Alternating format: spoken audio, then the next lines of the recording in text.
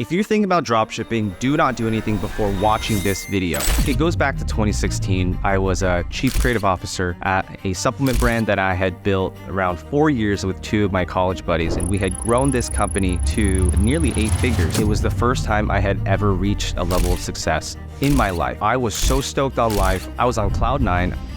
That level of success at a young age is a recipe for danger. My business partners actually ended up kicking me out of the company. The company that I had worked so hard to build with my friends, I was basically left alone. I was devastated. I hit rock bottom. I was depressed. I didn't know what to do. I was an alcoholic. I was an addict every day. I had a ton of debt that I had to clear from the IRS. This was a rough time. I was in a position where I desperately wanted to make money, and I came across dropshipping. I felt like I had hit the gold mine. This is finally my chance. I'm finally out of the hole that I had buried myself in. I could clear out this debt. One morning I woke up and I checked my ad account, and it said, account disabled. We went from crushing it, making a killer profit, to zero, negative. Again, I didn't have any money. This is it. I have to go back, get a real job. Everything that I've done up to this point in my life is a complete failure, and I have to go back, work at McDonald's or something.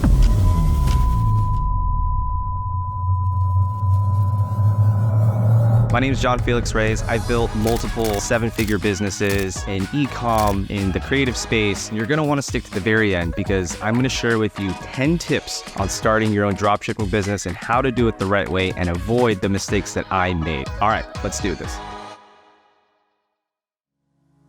So it goes back to 2016, and basically I had another business. I was a chief creative officer at a supplement brand that I had built around 4 years with two of my college buddies, and we had grown this company to nearly 8 figures. I was responsible for conversion rate optimization, web design, funnels, all graphic design. I was the creative guy in the company. So after 4 years of grinding and building this thing, we actually hit a level of success. It was the first time I had ever reached a level of success in my life, and this is in 2016. Now, that level of success at a young age is a recipe for danger. I was really immature. I was irresponsible. Basically, I took the money, I moved out and got my own place, and it was a very fancy place. I started partying, and I was living it up, and I was partying every single day for months. It was a really fun time, but what happened was my business partners actually ended up kicking me out of the company. So in 2016, I lost the company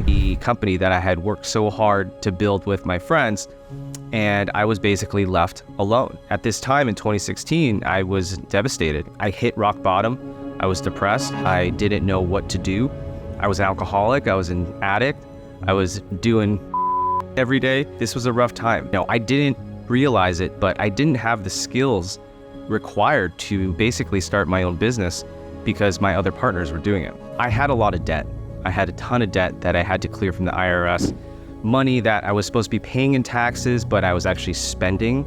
So if you start making a certain money, you go into a certain income bracket. If you're not putting that money away, you're gonna have to pay for it someday. And that was me. I was really eager to start a new business, and so I did. And the thing that I knew at the time was supplements. So I started a supplement company in the hangover space. I spent $15,000 on a commercial that I thought would go viral. I never ended up actually launching the video, which sucks, but I spent a ton of money on the product and inventory and the marketing, and it was just a big, I wouldn't say failure, but it was a big learning lesson.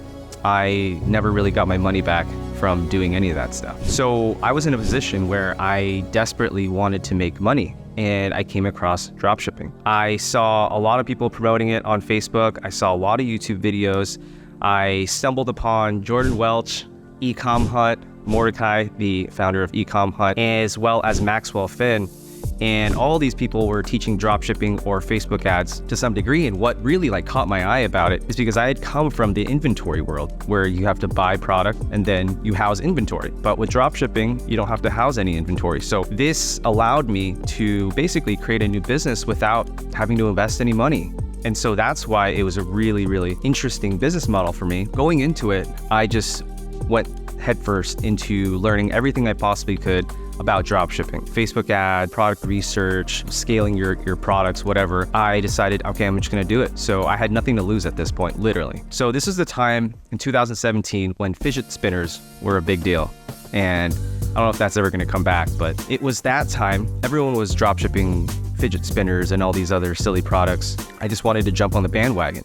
I didn't realize that, there's a saturation level to the marketplace, and when everybody's using the same ads and the same product, it can get very tired and you won't see results that way. But when you're first starting in dropshipping, you don't know any of this stuff. I had to really learn the hard way for most of the time. I launched my first product, had a site called Fandom Beast, and we sold just like random widgets.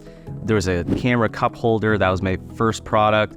And then we tested a few other products and they made some money, but they didn't really make that much profit, because when you're running ads, you're spending on ads, and then the product cost and what's left over is yours. If that doesn't balance out, there's not much margin. And so we were actually kind of losing money. We got to a point where we're like, is this gonna work? Fortunately, in 2017 Q4, I stumbled upon my first winning product on ecomhunt.com. So I was subscribed to their email list and they sent the product as well as the video ad. So at the time I had not really any experience doing video.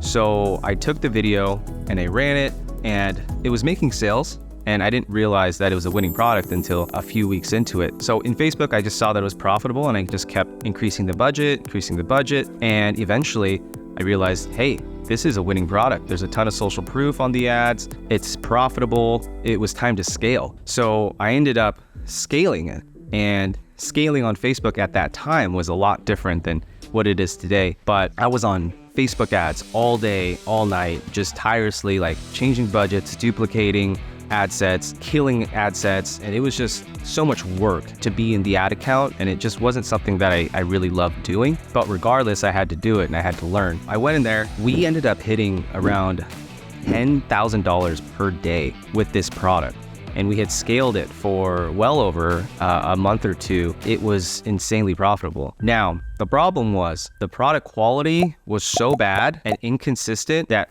so many of my customers started complaining, started chargebacking, started refunding, because what I had in the actual video ad was not what was actually being delivered. So I was selling this beanbag for stuffed animals, where kids with messes, if you had a big mess, you put it in this beanbag and it hides it, and it showed that it could fit like 50 stuffed animals. Now the product that I was actually selling them, that the customer was receiving, they could fit like 3. It was like this tiny little bag, and it was a nightmare because I had to hire 2 virtual assistants to basically do customer service every single day and go through hundreds of emails, basically telling the customer, we're sorry, we're gonna replace it, da-da-da-da. And you just get a bunch of angry customers, and it was just a nightmare. It wasn't something I was expecting, because when you're seeing the money come in, you got the ads working, you're like, okay, business is good, we're chilling, we're gonna be in a good place. But then you have the customer experience and customer service. And if that's not dialed in, it's gonna be really tough. And so you wanna make sure that your product and what you're selling is completely accurate to the ad that you're running, because people are going to rely on that ad and they're going to use that as evidence against you in the customer service process. We ended up scaling it. We were hitting $10,000 a day. I felt like I had hit the gold mine. I was so stoked on life. I was on cloud 9. I was like, this is finally my chance. I'm finally out of the hole that I had buried myself in 2016. I could clear out this debt. I could finally get to where I was financially. So one morning I woke up and I checked my ad account and it said, account disabled. I didn't know what this was. And I was looking and I was trying to find an answer, and I found out that my account actually got shut down because somebody reported my ad as a copyright infringement. So I checked my email, and there it was. The owner of the original product and the original ad had reported me to Facebook to get my ad shut down. Now, this obviously freaked me out. I had no idea that this was even a thing. When you're seeing all these sales and then you see nothing, it's devastating. Trying to work it out with this guy, he's like, nope, sorry, I can't help you there. I had reached out to Facebook support trying to get my account back. Fortunately, I did, but now there was a strike on my account. And so I wasn't able to run the same ad. I tried to find other clips on the internet to try to mash up another ad. It worked to some degree, but I still wasn't able to scale it as high as I did profitably. Kept trying to do that, but I kept running into product quality issues. And that was the main thing, is I couldn't get the product quality right. I eventually just gave up on that product, and I wanted to move on to another product. And so back then, they would post products and us dropshippers would jump on it and try to steal the ad, and then try to run it as fast as we can, try to make a quick buck, and then jump on to the next thing. So that was kind of the model back then. And it worked for a little bit, but eventually we kind of ran out of winning products. And this is what happened that really screwed me over. I stopped managing the ads. I started using automation to basically change the budgets, kill the ads. When you're running that many ad sets, your account is so big and it's hard to manage every single one. And I was getting to a point where I hated being in Facebook ads. I hated being in the ads manager. And so my partner at the time wasn't really involved in that. He was more on the customer service fulfillment side. I was trying desperately to find a new winning product. So we were testing a bunch, and we were trying to, push budget for existing products, but they weren't really scaling. We had even shot our own videos, thinking that we could replicate that previous success. And so we just kept running budgets, and there were a couple ad sets that weren't turned off, that were unsupervised, and just kept eating budget and money on a daily basis. Eventually, we found out that we were $30,000 in debt. So we went from crushing it, making a killer profit, to basically zero, negative again.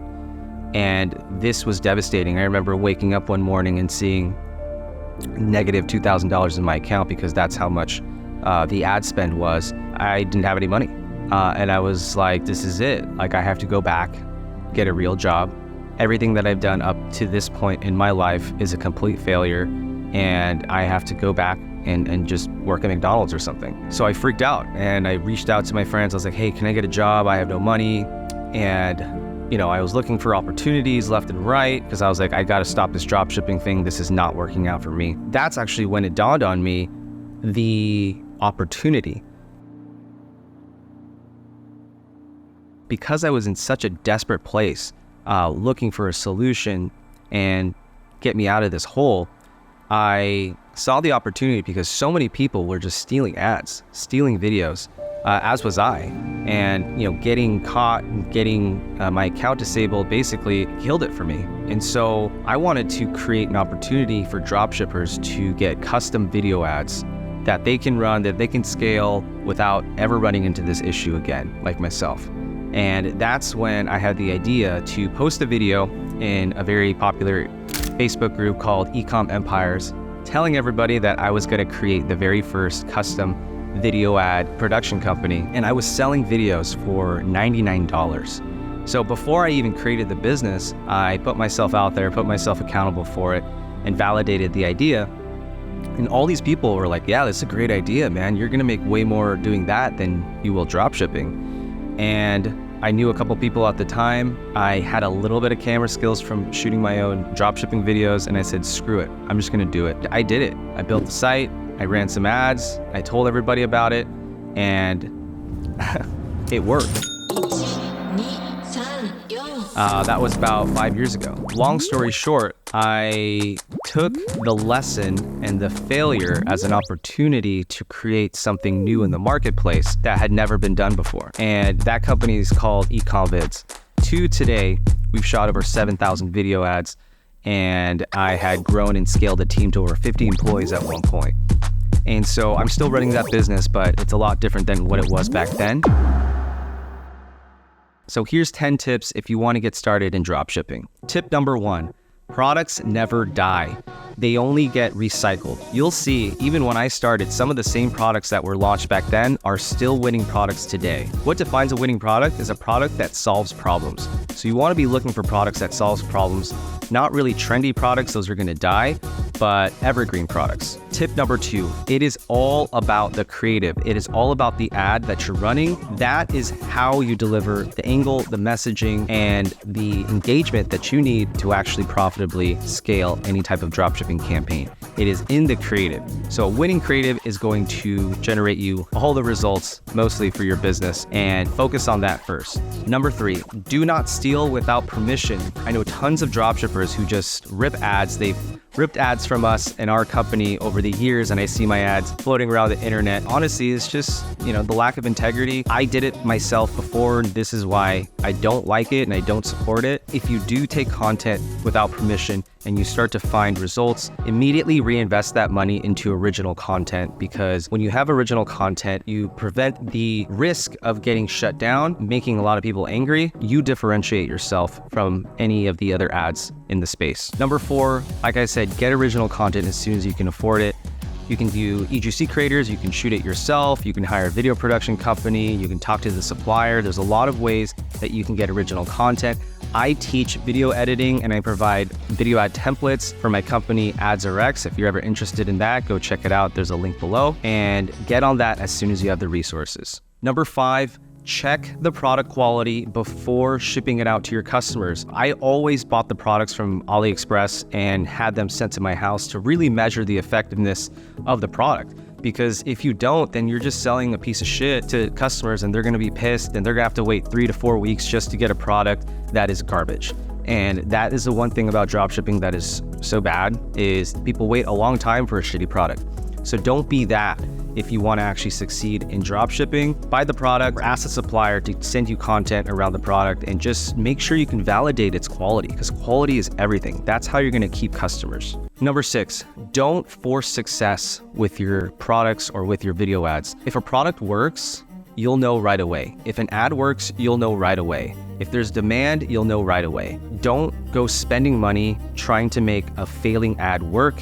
Don't spend money trying to make a failing product work. This is only going to dig you into a deeper hole. Focus on the ad creative, focus on the messaging, but if that's not resonating, move on and find something else. Number 7, find a way to differentiate yourself. And what I mean by this is, I mentioned getting original content, original messaging, original shots, original editing that makes you stand out from the rest of the crowd. And also, if you have the ability, get custom packaging, get custom branding, private labeling, build a website that is really, really unique, informational, and educational, and value-based. So they're not just landing on some generic product page that every dropshipper uses. So really build a brand, make yourself look credible, make yourself look like an authority in the space, because people really rely on trust. Many people get burned by buying these dropshipping products, and in order for you to stand out, just be best, do a good job. That's really what it comes down to. Number 8, learning Facebook ads is easier than ever. Getting on Shopify is easier than ever. This should never be the reason why you don't start. Facebook ads, nowadays, there's so much content on YouTube, and the algorithm is getting smarter and smarter. All you have to do really is upload dynamic creative testing campaigns, test 3 creatives, 2 headlines, 2 body copy, see which ones are actually resonating with the customer, and the budget will be sent to those ads. And from those, you'll be able to determine which ads are ready to scale or not. And this process is process of elimination. When you're testing ads, you want to isolate each variable at a time. So running a different hook, a different scroll stopper, a different angle, all of these things will produce you different results in the end. So focus on your creative strategy first. Facebook is just a tool to get that out there to people. Number 9, focus on the creative and the conversion rate. Really spend a lot of time developing the marketing angle, the messaging, the creative itself, finding the clips that you need, because that's really going to deliver the message and build the trust with the customer. There's so many resources out there right now to get automated voiceovers, video editing platforms, stock footage, scripting, video editing, all of it. It's all out there available for you. So it's never been easier to get started with creative. Number 10, I have nothing to sell you with dropshipping, but if I had one recommendation on who to follow and who to learn from, I would recommend Jordan Welch. He's a friend. We were there in the very beginning together when he started his dropshipping career and took off, and now he's a completely different person. So go follow him if you want drop shipping tips. He is the man. All right, guys, that wraps up my drop shipping story, horror story, nightmare, but also a success in my eyes. I learned so much by doing this journey, by taking this risk. It created the business in my life that has allowed me the freedom and the opportunities that I have today. And so if it wasn't for drop shipping, then I would not be where I am today. If you're getting on this entrepreneurial journey, drop shipping is definitely still a model that you can run if you do it the right way, if you do it the ethical way, if you do it the smart way. If you like this video, please like it, share it, subscribe for more content like this. I talk about marketing, spirituality, creative, and comedy. So if you love that, would love to see you here. All right, peace.